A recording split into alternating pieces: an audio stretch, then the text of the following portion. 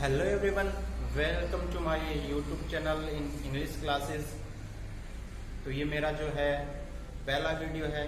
अभी लॉकडाउन में आपको पता है जो स्कूलें हैं वो क्लोज्ड हैं, स्टूडेंट्स आ नहीं रहे हैं, तो ऑनलाइन क्लास से वो पढ़ाने की कोशिश कर रहे हैं। तो इससे पहले मैंने ऑनलाइन क्लासेस पढ़ाई, लेकिन मैंने उसमें एक अलग फॉर्मूला है जो यूज़ किया था कि बच्चों के व्हाट्सएप ग्रुप बना के उनको मैं टेक्स्ट किया करता था और फिर उस टेक्स्ट को क्या करता था, मेरे जो ऑडियो वॉइस है उसमें समझाया करता था। वो तरीका बच्चों ने खूब लाइक किया था। लेकिन अभी मैं सोच रहा हूँ एक यूट्यूब चैनल के माध्यम से एक ऐसे वीडियो बनाऊँ जो जिसमें आप सभी क्लासें चाहे 6 से लेकर के 12 तक हो, उसके बाद जो कॉम्पिटिशन एग्जाम होती हैं उनमें हैं सबके काम आ सकें। तो ऐसा वीडियो बनाने जा रहा हूँ। तो आई होप आप पसंद करोगे। अगर आप पसंद करते हो, आपको ये लाइक करते हो इस वीडियो को, तो जरूर इसको आप सब्सक्राइब करना मेरे चैनल को और शेयर करना, ताकि और जो लोग हैं दो देख सकें। और अगर सब्सक्राइब जो इसमें मेरा अगर बढ़ जाते हैं तो मेरे चैनल को है मैं आपको लाइव आकर के यूट्यूब पे पढ़ा सकूं। तो बिल्कुल जो इंग्लिश के जो चैप्टर हैं जो आपके काम आने लग जाए 6 से लेकर के आप बड़ी क्लासों तक उसको यूज कर सकते हो इसमें। तो आपको मैं बिल्कुल जीरो से, एकदम जीरो से बताने जा रहा हूँ। जीरो मतलब इंग्लिश में कहाँ से, आपको पता है ना, जब आप शुरुआती जो एलिमेंट्री क्लास होते हैं वहां पे जब आप स्कूल से जाना चालू करते हैं तब आपको पता है आप ए टू जेड क्या पढ़ते हो। वहां पे जाके आप पढ़ते हो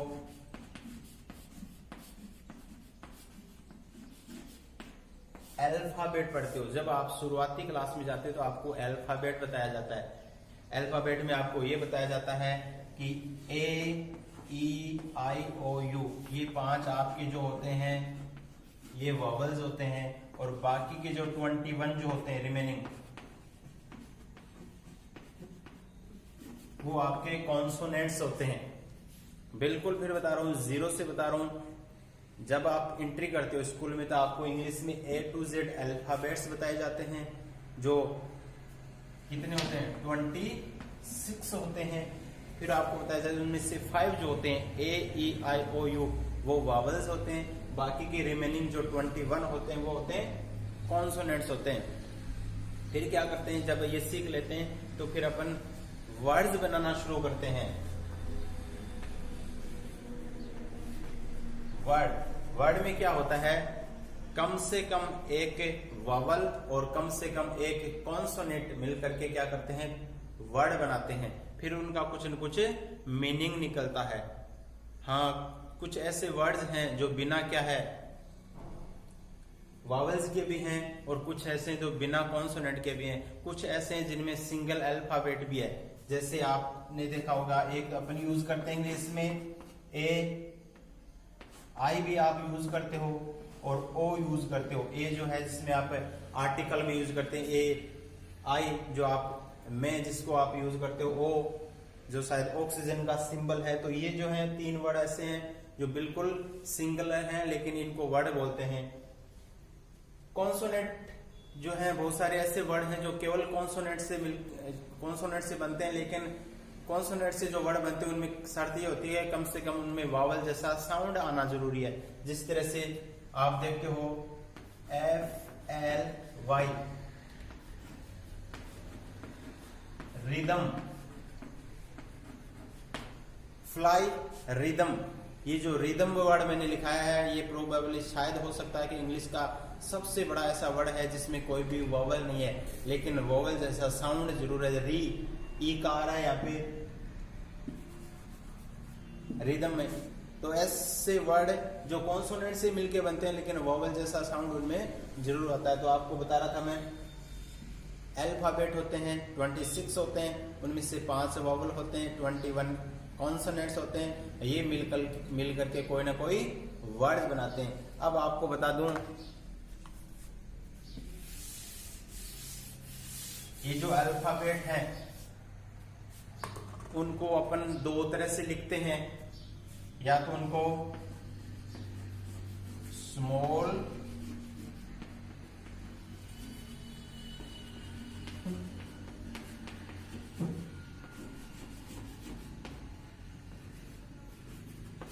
या तो स्मॉल लेटर में लिखते हैं या फिर उनको लिखते हैं कैपिटल लेटर में।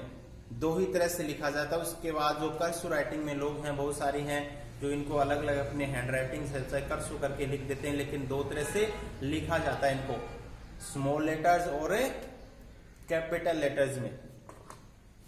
ये बात होगी अल्फाबेट की।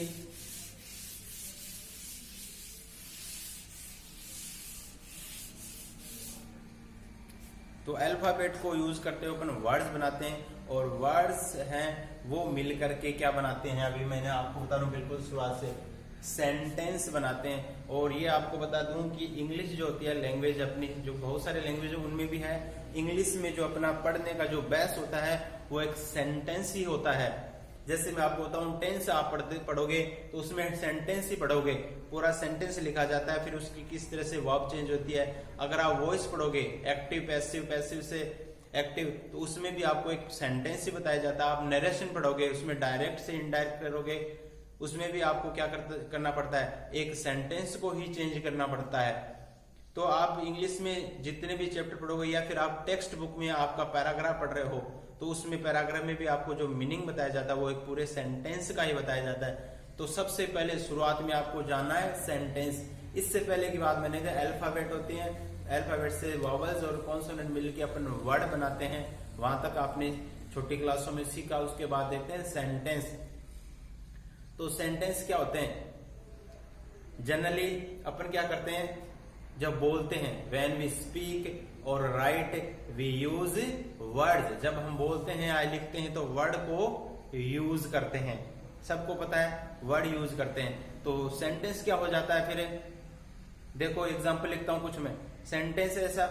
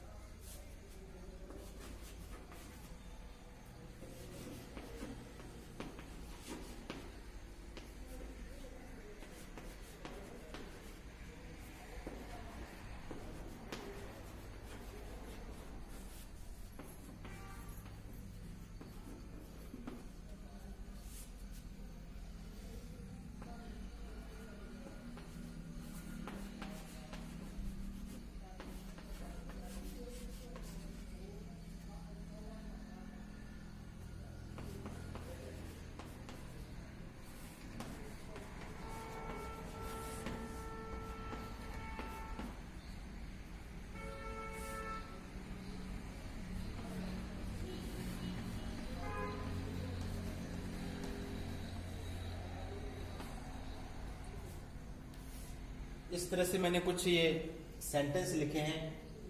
तो देखो, he goes to market, he does not go to market, Humpty Dumpty sat on a wall, where do you live, are you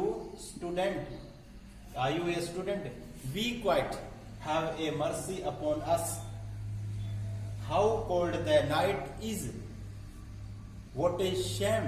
तो इस तरह से मैंने जो है 4-5 यहाँ पे क्या लिखे हैं, कुछ सेंटेंस लिखे हैं। तो आपको ये देखोगे कि सेंटेंस में है बहुत वही चीज जो मैंने बताई थी, अल्फाबेट से अपन क्या करते हैं वावल्स कॉन्सोनेंट मिला के वर्ड बनाते हैं। यहाँ पे सेंटेंस में क्या हो गया कि बहुत सारे वर्ड्स मिल करके, he goes to market, Humpty Dumpty sat on a wall, यानी बहुत सारे वर्ड्स जो मिल करके क्या बना रहे हैं, एक ग्रुप बना रहे हैं। किसका ग्रुप? ग्रुप ऑफ वर्ड्स, जिसको अपन क्या बोल देते हैं, सेंटेंस बोल देते हैं। तो इसकी जो डेफिनेशन बताऊं तो क्या होगी, a group of word that makes a complete sense is called sentence. एक शब्दों का ऐसा समूह या वर्ड्स का ऐसा ग्रुप जिसका कंप्लीट मीनिंग निकलता हो, जिसका कंप्लीट सेंस निकलता हो, उसको अपन इंग्लिश में क्या कहते हैं, सेंटेंस कह देते हैं। अब देखो एग्जांपल के लिए इधर मैं कुछ लिख रहा हूं, तो ऊपर लिख रहा हूं यहाँ पे, तो आपको मैं बताऊंगा कि वो भी ग्रुप ऑफ वर्ड है, लेकिन क्या वो सेंटेंस है? देखो, ए वाइट ड्रेस्ड ब्यूटीफुल, मैंने यहां लिखा है ए वाइट ड्रेस्ड ब्यूटीफुल गर्ल। तो देखोगे तो आपको पता चलेगा कि इसमें भी बहुत सारे वर्ड्स हैं, एक ग्रुप ऑफ वर्ड है, लेकिन क्या ये सेंटेंस है? नहीं, बिल्कुल ये ऊपर वाला सेंटेंस नहीं है। तो सेंटेंस क्या होता है? सेंटेंस क्या होता है? मैंने आपको बताया कि एक ग्रुप ऑफ वर्ड ऐसा कंप्लीट जिसका अपना मीनिंग निकलता हो, जिसका सेंस निकलता हो, उसी को ही क्या करते हैं, उसको क्या कहते हैं, सेंटेंस कहते हैं। अब ये चीज है, आपको फिर मैं आप आगे जाके क्लियर करता हूं। अभी एक बार मैंने जो आपको सेंटेंस लिख रखे हैं उनको मैं बता देता हूं। ये चीज बिल्कुल क्लियर करूंगा कि फिर सेंटेंस क्या होता है, बिल्कुल बताऊंगा। आपको प्रेशर लेने की बिल्कुल जरूरत नहीं है।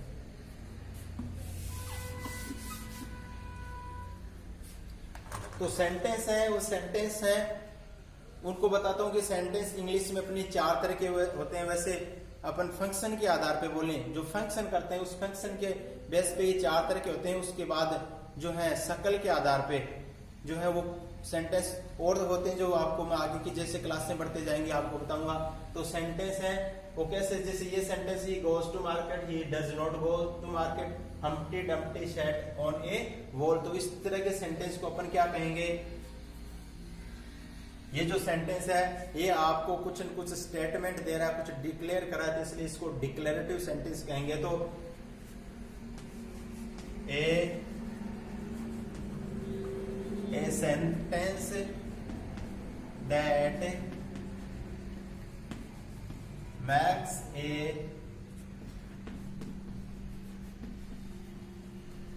स्टेटमेंट और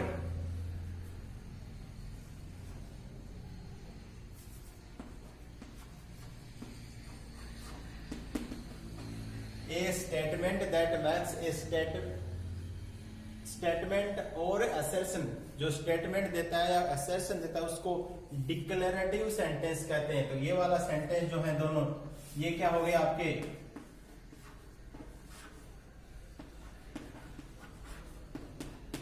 डिक्लेरेटिव, या फिर इसको बोलते हैं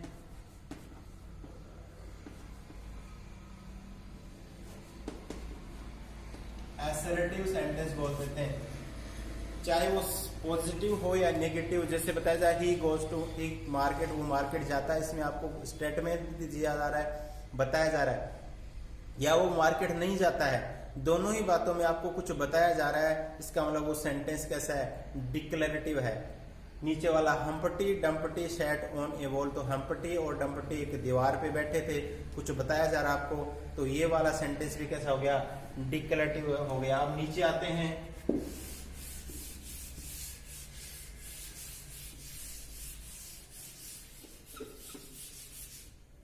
कुछ ऐसे सेंटेंस जिनकी आपको शक्ल कुछ इस तरह से दिखाई देगी कि लास्ट में आपको क्या मिलेगा, उनके लास्ट में क्वेश्चन मार्क मिलेगा, या फिर आप देखोगे कि उसमें कोई न कोई क्वेश्चन किया जाता है। जैसे वेयर डू यू लिव, आप कहां रहते हो, ऊपर वाले सेंटेंस जो थे वो अलग थे, उनमें कुछ बताया जा रहा था, यहां आपसे कुछ पूछा जा रहा है, आर यू ए स्टूडेंट, तो इस तरह के स्टूडेंट है उनको बोलते हैं इंटरोगेटिव। तो a sentence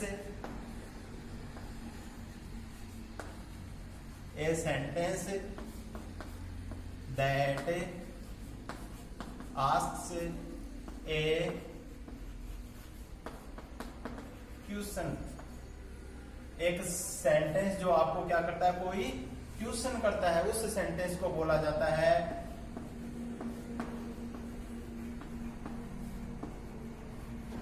interrogative sentence.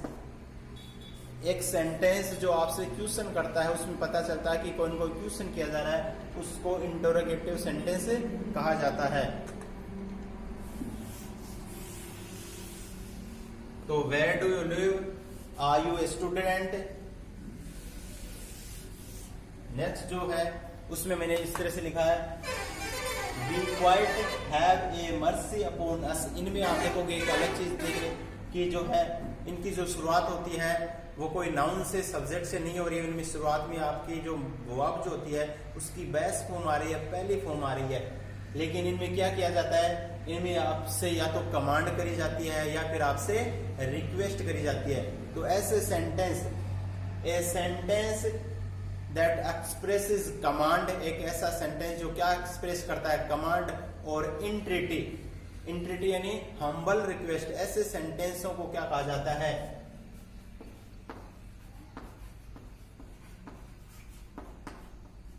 Imperative sentence कहा जाता है।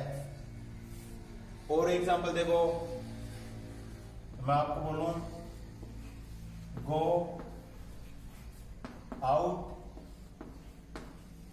कम इन, तो देखोगे यहां पे आपकी जो बेस फॉर्म है वर्ब की वो यूज हो रही है शुरुआत में। यहां भी बेस फॉर्म, वी जो है बेस फॉर्म है, हैव जो है वर्ब की बेस फॉर्म है।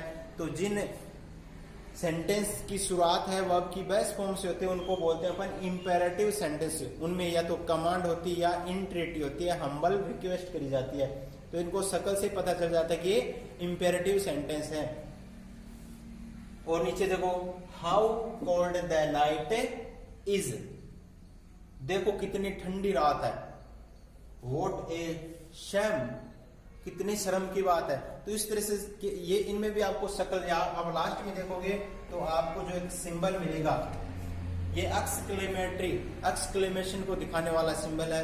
या फिर इन सेंटेंस से बात करें तो इनमें जो सडन फीलिंग है वो दिखाई जाती है। जिस तरह से अपने साथ कई बार होता है कि अपन नहाने बैठे हैं, जैसे सर में ठंडा पानी डाला और अचानक से गाना निकल जाता है, यानी ऐसी फीलिंग जो अपन जानबूझ कर नहीं निकालते हैं, अचानक से निकल जाती है। उस सडन फीलिंग को इंग्लिश में अगर अपन लिखते हैं तो वो इस तरह के सेंटेंस में लिखते हैं जिनको बोलते हैं एक्सक्लेमेटरी। इन सेंटेंस को बोलते हैं